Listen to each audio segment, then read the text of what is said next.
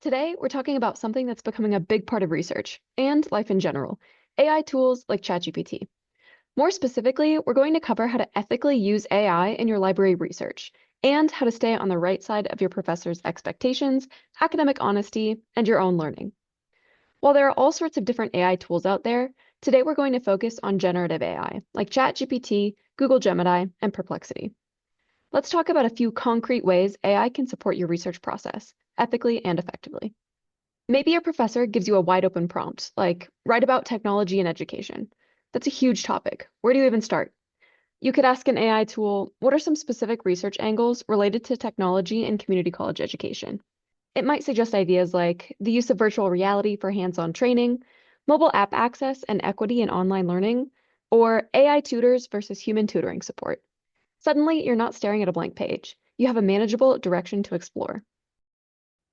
Let's say you have a working thesis, but you're not quite sure if it's strong enough. You could ask AI, is this thesis statement clear and arguable? Or can you suggest ways to make this thesis stronger? For example, your original thesis might be community colleges should use more technology. AI might help you to improve it to integrating mobile learning apps in community college courses can increase engagement and academic success among part-time students. Much more specific. And now you have keywords for your research too. This one is a librarian favorite. Once you have a refined topic, you can ask AI to help you build a Boolean search string. That's a search phrase using and, or, and not to help you find better results in library databases. Let's say your topic is about mobile apps and student success.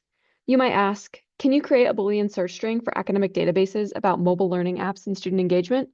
AI could give you something like mobile learning or educational apps, and community college or higher education, and student success or engagement.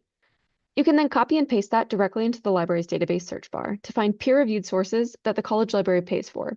Real, trustworthy content you can cite in your paper.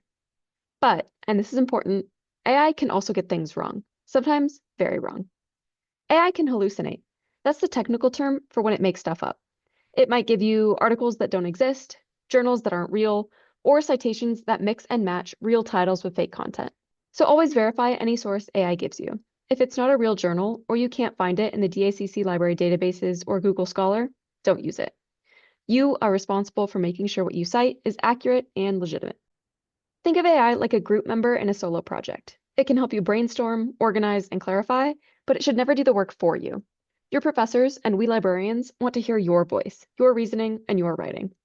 And you must follow your professor's rules about AI use. Some instructors are fine with it for brainstorming, others might ask you not to use it at all.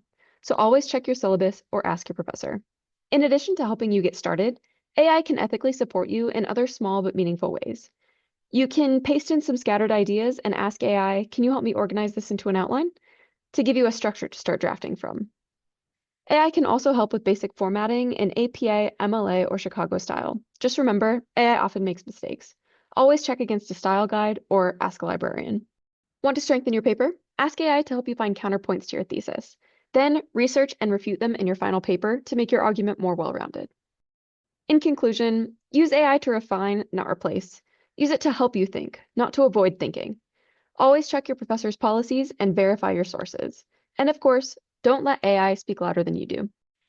If you're ever unsure about how to use AI responsibly, or if you want help finding real peer-reviewed research, come talk to a librarian. We're here to support you. Thanks for watching and happy researching.